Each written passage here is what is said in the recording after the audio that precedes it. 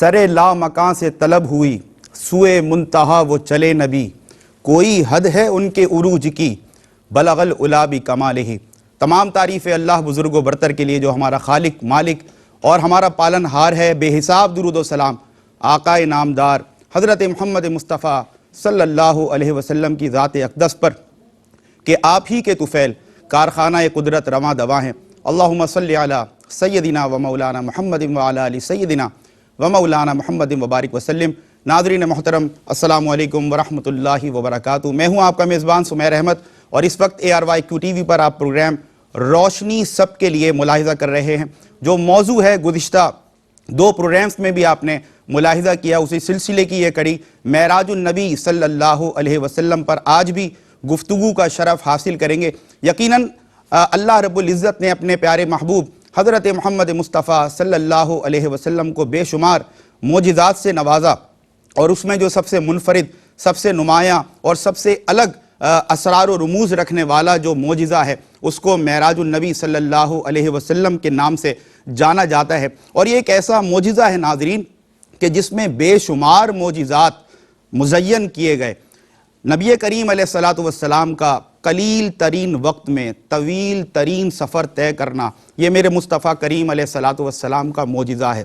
براق پر سوار ہونا، یہ میرے مصطفیٰ کریم علیہ السلام کا معجزہ ہے۔ مسجد الحرام سے مسجد الاقصیٰ تک سفر کرنا، یہ میرے مصطفیٰ کریم علیہ السلام کا معجزہ ہے۔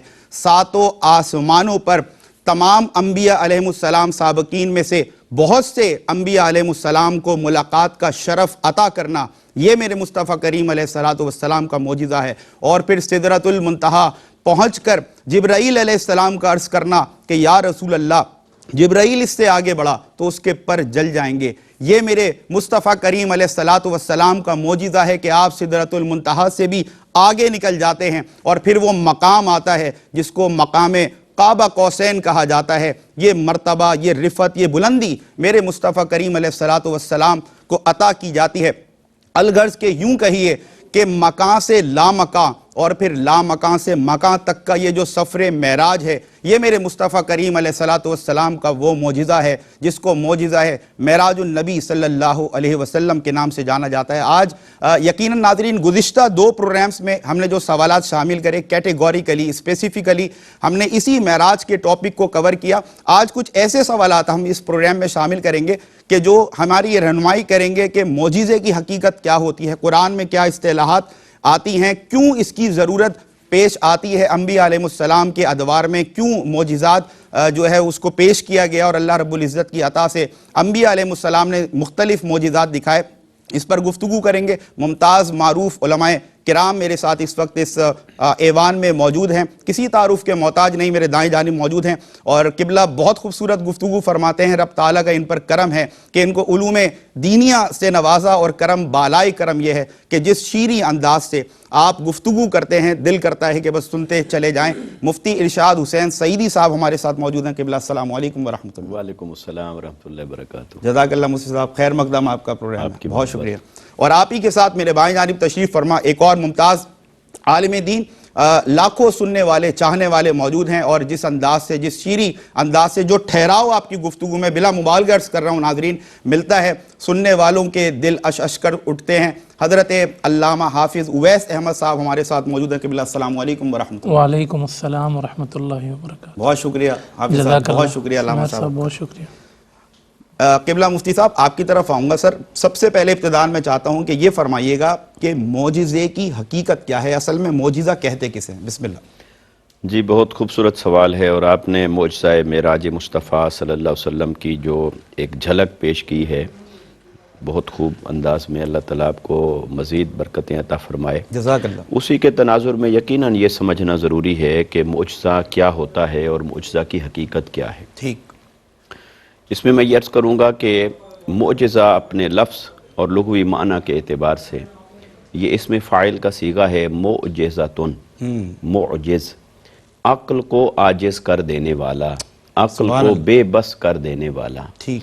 تو گویا انسان کو اللہ رب العزت نے یہ جو عقل عطا فرمایا، اس میں فہم ہے، یہ سمجھنے کی طاقت اور صلاحیت رکھتا ہے چیزوں کو، تو جس چیز کو سمجھنے سے یا یوں کہیں پوری طرح سمجھنے سے عقل عاجز آ جائے اللہ اسے معجزہ کہتے ہیں۔ سبحان اللہ۔ اور معجزہ اللہ رب العزت نے انبیاء کرام کو عطا فرمایا، اور اللہ تعالیٰ نے انبیاء کرام کو اپنی طرف سے جو منصب نبوت عطا فرمایا تو صاف ظاہر یہ ایک بہت بڑا دعویٰ تھا۔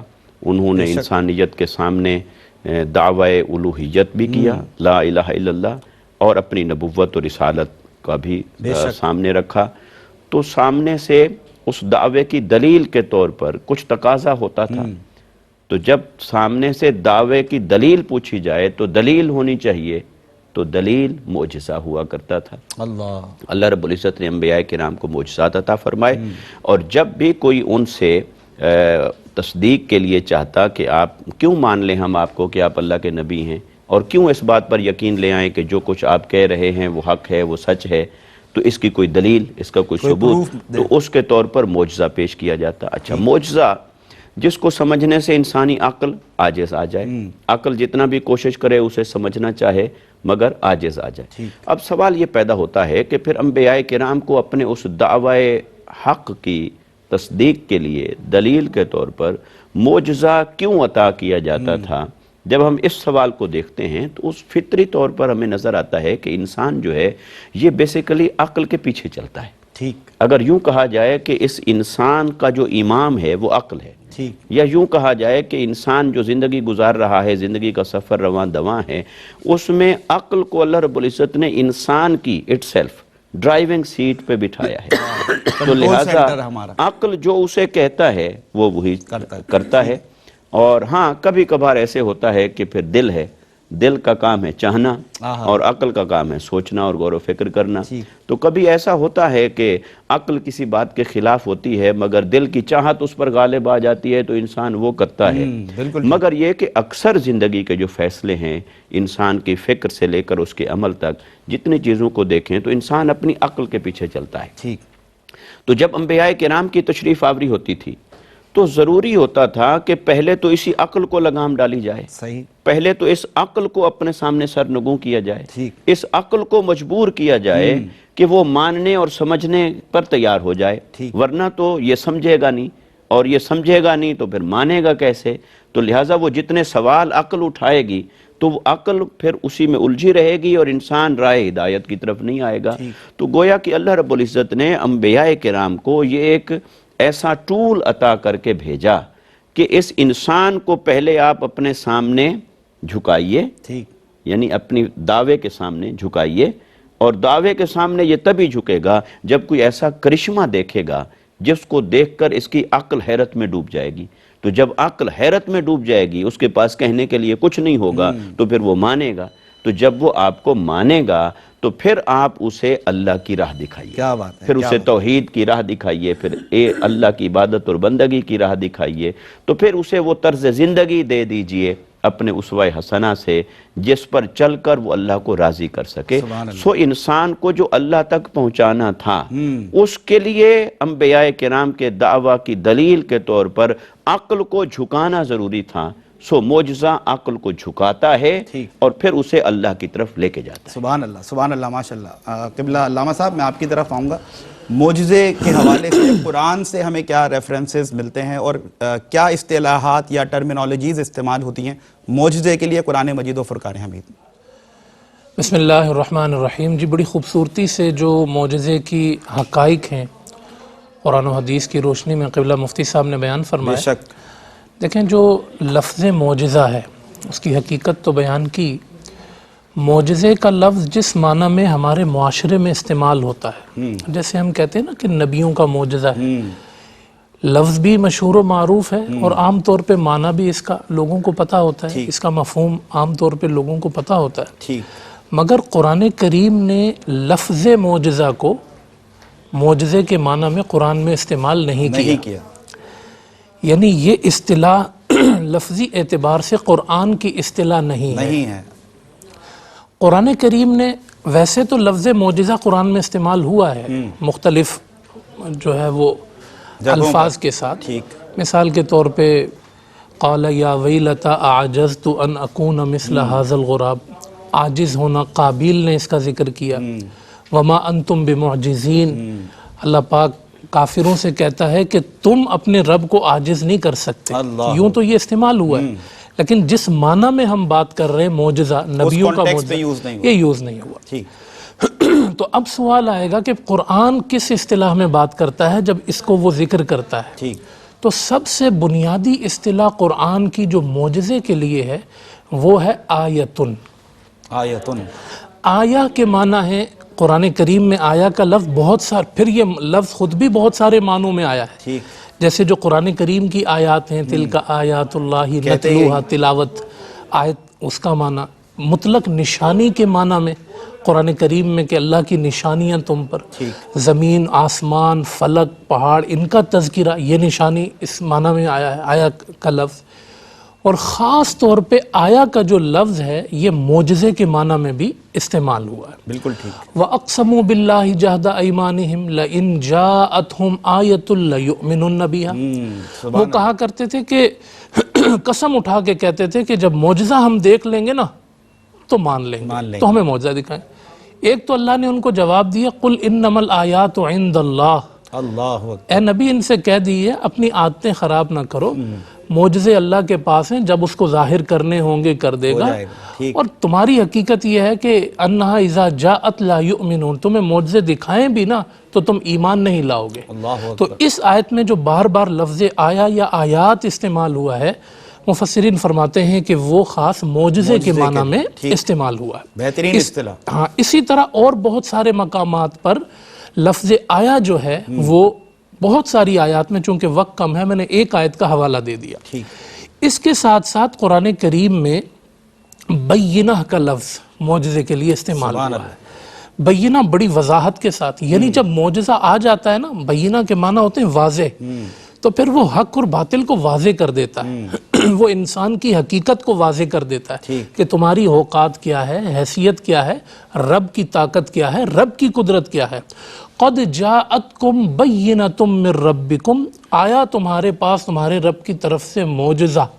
ہاذہ ناقۃ اللہ، یہ اللہ کی اونٹنی آ گئی. اللہ اکبر. وہ اس اونٹنی کو اللہ نے یہاں کیا کہا؟ بینہ. بینہ یعنی کہ معجزہ. ہاں، تو یہ دوسری اصطلاح ہوئی قرآن کریم کی آیا کے بعد، آیت کے بعد بینہ جو اللہ پاک نے معجزے کے لیے استعمال فرمائی. اسی طرح برہان، دلیل، بھئی وہ ایسی واضح چیز ہوتی ہے جو اپنے موقف پہ دلیل بن جاتی ہے اور کھلی دلیل ہوتی ہے، لاجواب کر دیتی ہے. ہاں، دو معجزے جو حضرت موسیٰ علیہ السلام کے مشہور ہیں، ان کو ذکر کرنے کے بعد سورۃ القصص میں اللہ فرماتا ہے فَذَانِكَ بُرْحَانَانِ مِن رَبِّكَ إِلَىٰ فِرْعَوْنَ وَمَلَئِهِ، یہ تیرے رب کی دو برہانیں ہیں جو تیرے رب نے تجھے دی، جو فرعون اور اس کے سرداروں کی طرف کی. تو یہ تیسری اصطلاح آ گئی. آخری اجازت تو ایک بریک کے لیے کہا جا رہا ہے کیونکہ گفتگو ہے، میں دل نہیں کر رہا تھا انٹرپٹ کرنے کا. ناظرین ایک مختصر سا وقفہ ہے، آپ سے ملاقات ہوتی ہے اس شارٹ بریک کے بعد. بریک کے بعد آپ کا خیر مقدم ہے ناظرین. گفتگو ہو رہی ہے معراج النبی صلی اللہ علیہ وسلم اور ضمناً کئی سوالات اس میں شامل کیے گئے کہ آخر معجزے کی حقیقت کیا ہے اور قرآن کریم میں کیا ریفرنسز اس حوالے سے ملتے ہیں، کیا ٹرمینالوجیز، کیا اصطلاحات استعمال ہوئی ہیں. اس حوالے سے علامہ حافظ اویس احمد صاحب جواب ارشاد فرما رہے تھے. میں چاہوں گا حضرت آپ پہلے مکمل کریں پھر ہم اگلے میں نے آیت بینہ اور برہان کے حوالے سے آیات پیش کی. ایک اور عرض کروں گا قرآن کریم میں جو اللہ پاک نے معجزے کے لیے اصطلاح استعمال فرمائی وہ ہے سلطان. اللہ. سلطان کے معنی ہوتے ہیں بادشاہ. بے شک. یعنی آپ کہہ سکتے ہیں کہ دلیلوں کا جو بادشاہ ہے نا وہ معجزہ ہے، کیونکہ یہ پھر ایسی دلیل ہوتا ہے کہ جب یہ آ جائے تو پھر ہر دلیل ساری دلیلیں یوں کھڑی ہوتی ہیں. ٹھیک. تو یہ سلطان ہوتا ہے معجزہ، نبی کی شان ہوتا ہے، نبی کی نبوت پہ دلیل ہوتا ہے. سورہ ابراہیم میں اللہ پاک نے فرمایا کہ فَأْتُونَا بِسُلْطَانٍ مُبِينٍ. کافر کہتے تھے ہمارے پاس کوئی واضح سلطان دلیل لے کر آئیں آپ.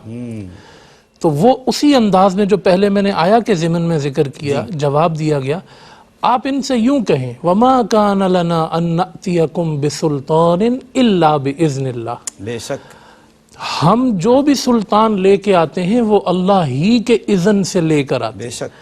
اصل طاقت کا سرچشمہ و منبع وہ ہے، بے شک بے شک، وہ ہمیں عطا کرتا ہے تو ہم تمہیں دکھاتے ہیں۔ واہ واہ، تو یہاں پر اللہ پاک نے جو معجزے کے لیے اصطلاح استعمال فرمائی وہ سلطان ہے۔ سلطان، تو یہ 4 اصطلاحات جو ہے کیا وہ، اور احادیث میں بھی آیا کا لفظ آیا ہے اس کے لیے، معجزے کے لیے۔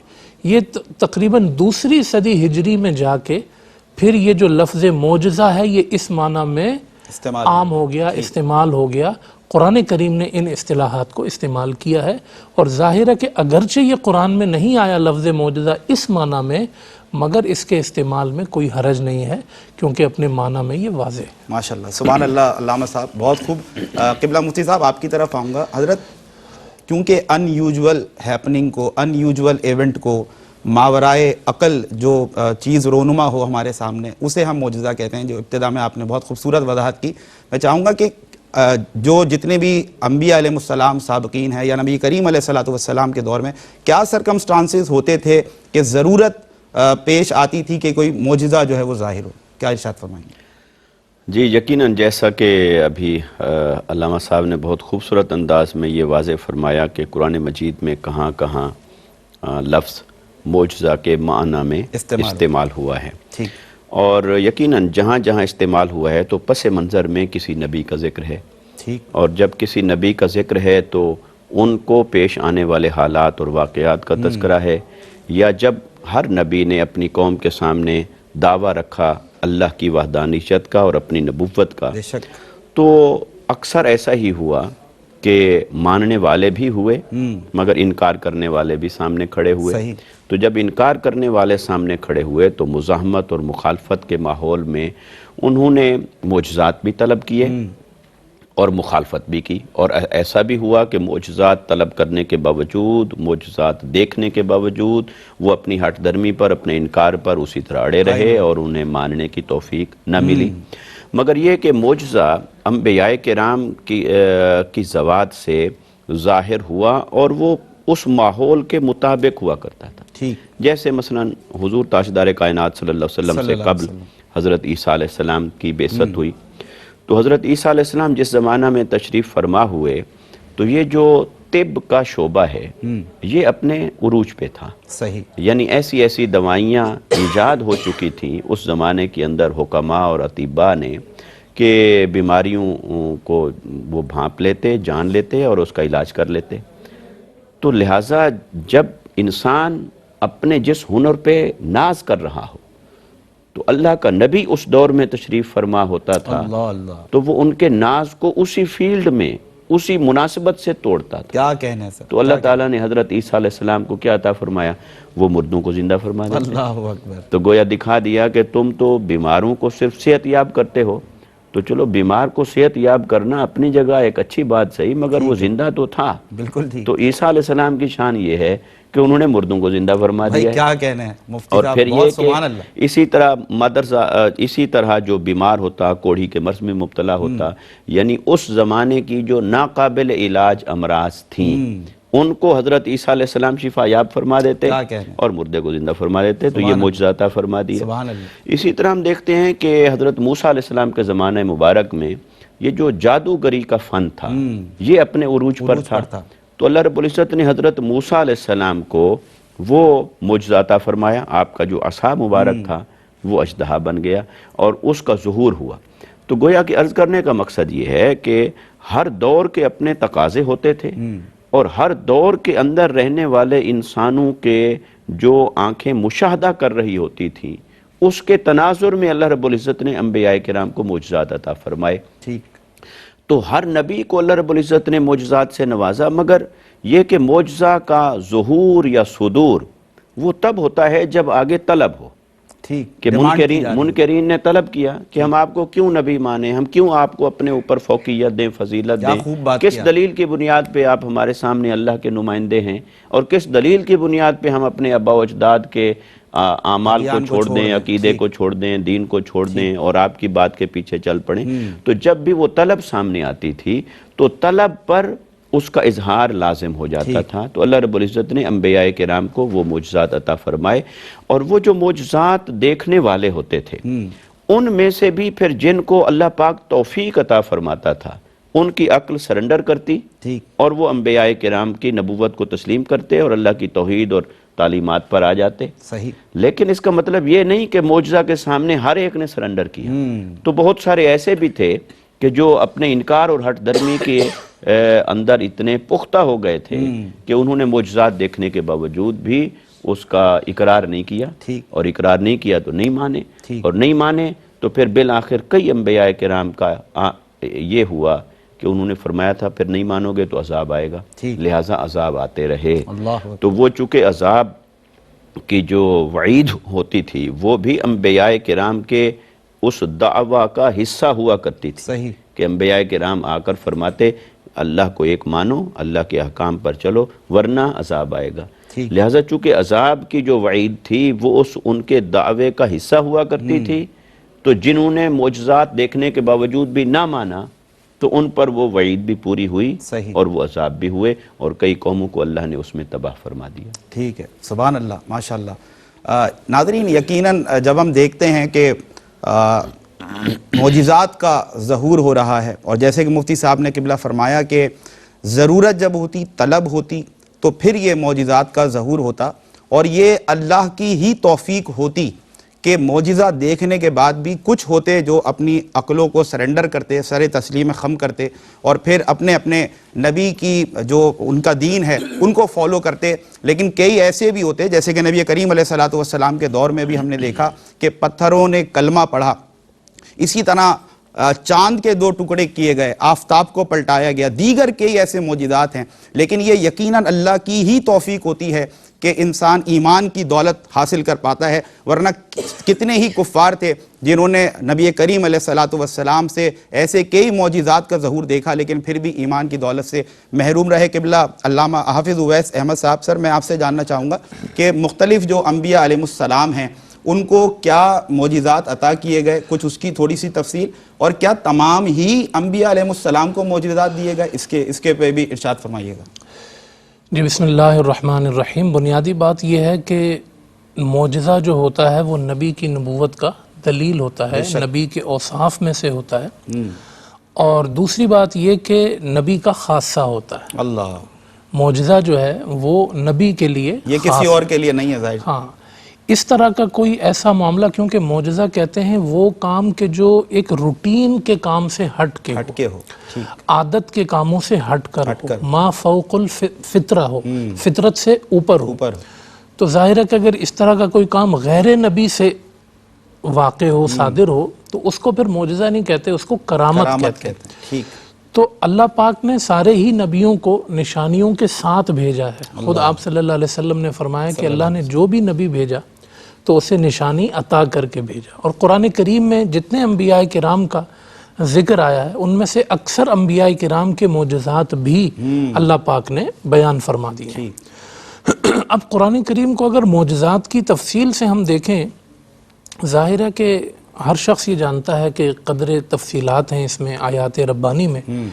آپ صلی اللہ علیہ وسلم کا معجزہ قرآن کریم میں حصی معجزہ ہے, اور سب سے بڑا معجزہ ہے یہ آپ صلی اللہ علیہ وسلم کا حصی معجزات میں, جس پر ہم بات بھی کر رہے ہیں, اور جس کا یہ ماحول اور موسم بھی ہے.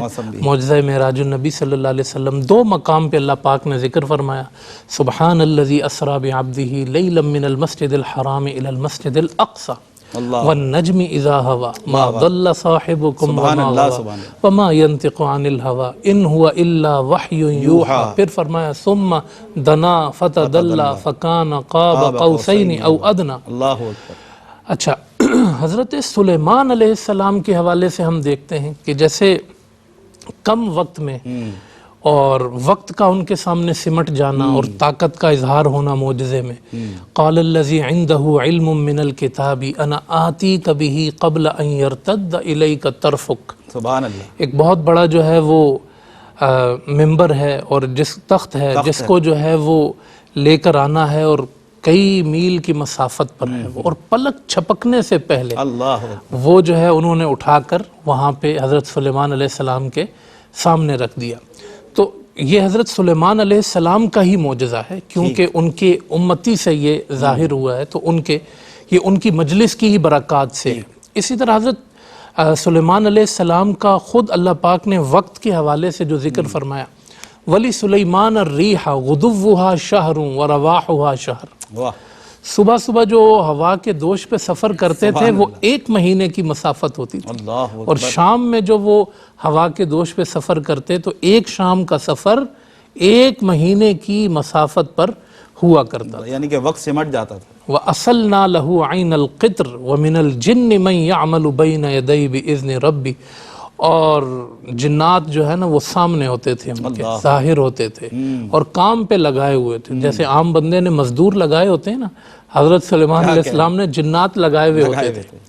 یہ قرآن کریم نے ذکر کیا۔ اسی طرح حضرت موسیٰ علیہ السلام کے 2 بڑے معجزات ہیں، ید بیضا وَنَزَعَ يَدَهُ فَإِذَا هِيَ بَيْضَاءُ لِلنَّاظِرِينَ، کہیں فرمایا کہ اسلک یدک فی جیبک تخرج بیضاء من غیر سوء، سبحان اللہ، لوگ جیب میں ہاتھ ڈالتے ہیں تو پیسے نکلتے ہیں۔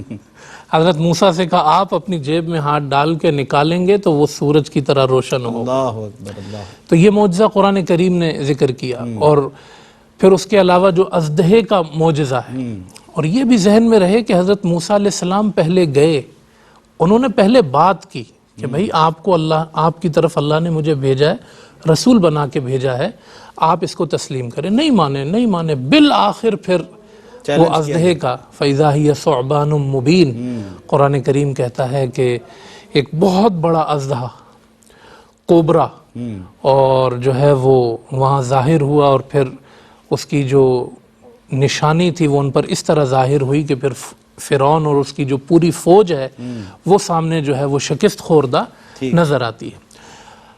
حضرت عیسیٰ علیہ السلام کا ذکر کیا گیا، وَأُبْرِئُ الْأَكْمَحَ وَالْأَبْرَصَ وَأُحْيِي الْمَوْتَى بِإِذْنِ اللَّهِ، سبحان اللہ۔ اور جیسے بچے آتے تھے نا گھروں میں، کوئی چیز کہاں رکھ دی ہے تو کہتے تھے وَأُنَبِّئُكُم بِمَا تَأْكُلُونَ وَمَا تَدَّخِرُونَ فِي بُيُوتِكُمْ، یہ بھی بتاؤں گا کہ کھا کے کیا آئے ہو، اور یہ بھی بتاؤں گا کہ گھر میں کون سی چیز کہاں رکھی ہے۔ آگ سب کو جلاتی ہے، حضرت ابراہیم کے لیے قُلْنَا يَا نَارُ كُونِي بَرْدًا وَسَلَامًا عَلَىٰ کیا إِبْرَاہِيمَ، کہنے، سبحان اللہ، وہاں ٹھنڈک، آگ یہ فطرت سے ہٹ کے، سبحان اللہ، ماشاءاللہ، عام روٹین سے ہٹ کے ہے کہ آگ جو ہے وہ ٹھنڈک بن گئی، گل گلزار بن گئی۔ کیا کہنے، سبحان اللہ۔ ناظرین ایک مختصر سا وقفہ ہے، آپ سے ملتے ہیں ایک بریک کے بعد۔ ویلکم بیک ناظرین، موضوع ہے آج معراج النبی صلی اللہ علیہ وسلم، پروگرام روشنی سب کے لیے میں، اور گفتگو بڑی مفید گفتگو ہے، سیر حاصل کلام فرمایا حضرت علامہ حافظ اویس احمد صاحب نے۔ مفتی صاحب آپ سے جاننا چاہوں گا سر، خارق عادت جو امور ہیں تو مذہب اور سائنس کے مابین کیا چیزیں ہیں جو مماثلت رکھتی ہیں اور یوں کہیں کہ سملیرٹیز رکھتی ہیں، اور کہاں ڈفرینسز نظر آتے ہیں یا اختلاف نظر آتا ہے، کیا ارشاد فرمائیں؟ جی یقیناً اچھا سوال ہے، اور اس میں بہت گہرائی ہے۔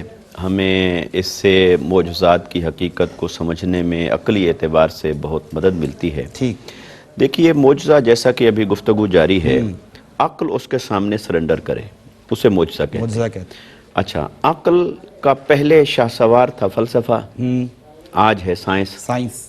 تو جب فلسفہ تھا تو انبیاء کرام نے معجزات اس نوعیت کے ظاہر فرمائے کہ جو فلسفہ کو مات دے دے، اس کو شکست دے دے۔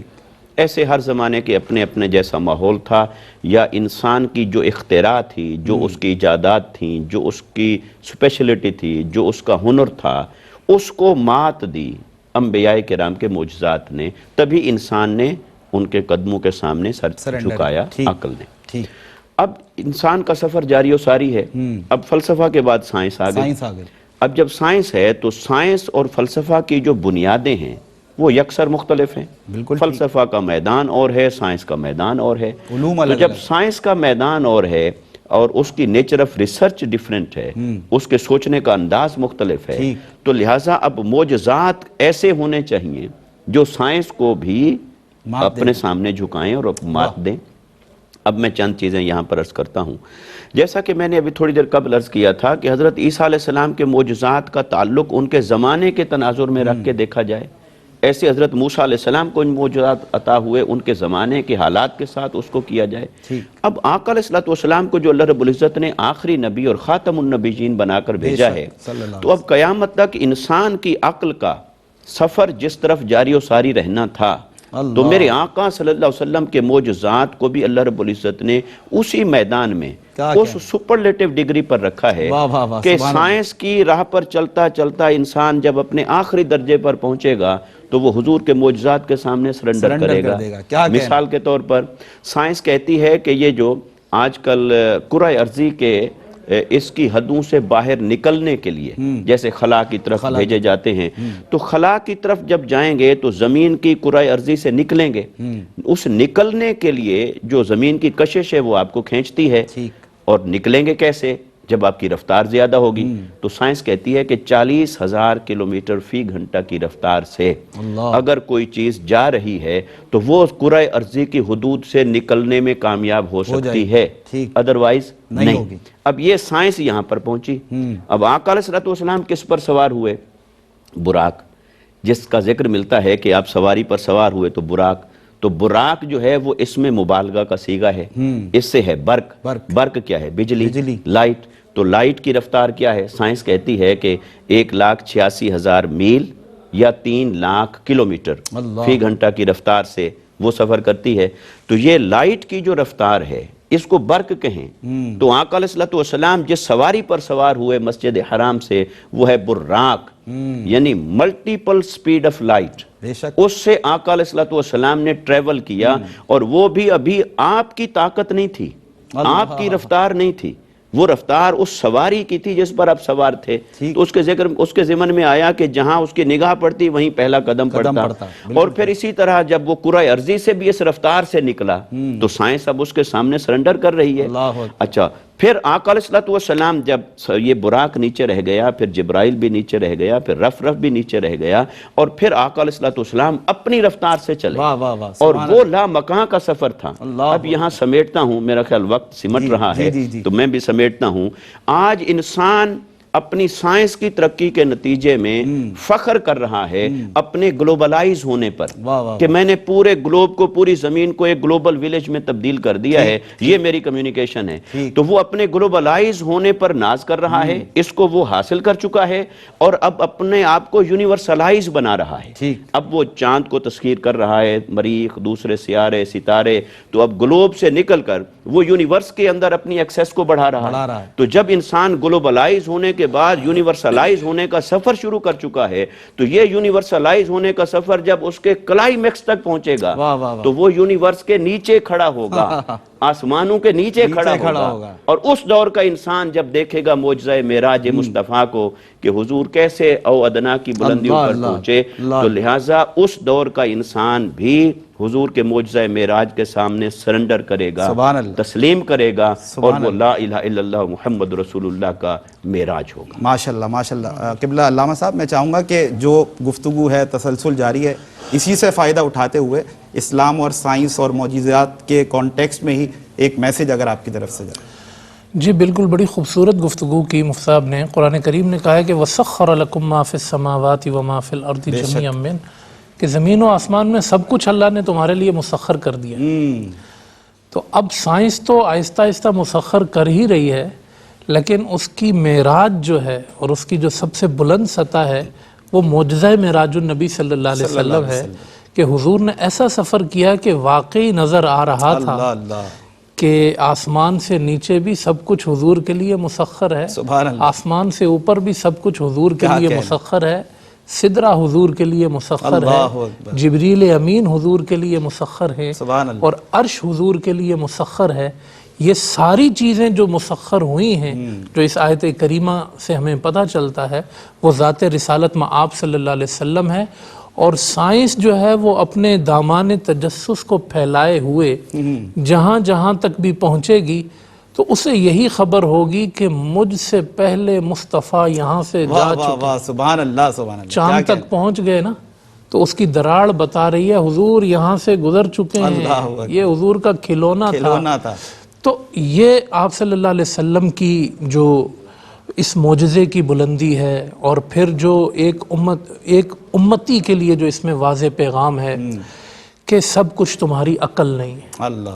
آج یہی دھوکہ لگا لوگوں کو کہ انہوں نے جو ہے وہ معجزہ معراج کے جدید مفکرین جو مطلب بنتے ہیں، انہوں نے کہا کہ جی یہ تو فطرت کے قانون سے ہٹ کے ہے، اس میں یہ ہو نہیں سکتا کہ جسم کے ساتھ گئے ہوں. اور تو اللہ پاک جو ما فوق الفطرت چیزیں لوگوں کو دکھاتا ہے نا، اس نے جو ہر نبی کی ذات سے دکھائی، اس کا یہی پیغام ہے کہ یہ سمجھ لو کہ کائنات میں کچھ فطرت کے تحت چل رہا ہے، اللہ کچھ ما فوق الفطرت چل فطرت رہا بھی ہے. ہے. اللہ وہ اللہ جو ہے نا، وہ جو قادر مطلق ہے، سبحان اللہ. اس کے غلبے کا احساس، اللہ اس کی قدرت کا احساس، اس کی پکڑ کا احساس، اللہ اللہ جو نظر نہ آنے کے باوجود بھی سب کو دیکھ رہا ہے، سب کو چلا رہا ہے، وہ آپ کو کہاں سے، وہ معجزوں سے ہی تو سمجھ میں آ رہا ہے. سبحان اللہ. یہ تو نبیوں کا کرم ہے، ہم پہ اللہ کا کرم ہے. بے شک. یہ معجزات سن کے ہمیں پتہ چلتا ہے کہ ایک اور کائنات چل رہی ہے. تو اس لیے جیسے مفتی صاحب نے بھی کہا کہ یہ عقل اینڈ نہیں ہے، یہ عقل اختتام نہیں ہے. تو اس طرح کے مفکرین کے پیچھے لگ کے اپنا ایمان برباد نہ کیا جائے، سبحان اللہ. بلکہ عقل کو ایک مقام پہ آ کے چھوڑ کر عشق کی صورت میں آگے بڑھا جائے، اور تب جا کے انسان کا جو ہے نا وہ ایمان مکمل ہوتا ہے کہ جب وہ یہ کہتا ہے کہ جو کچھ میرے رسول نے فرمایا وہ سچ ہے.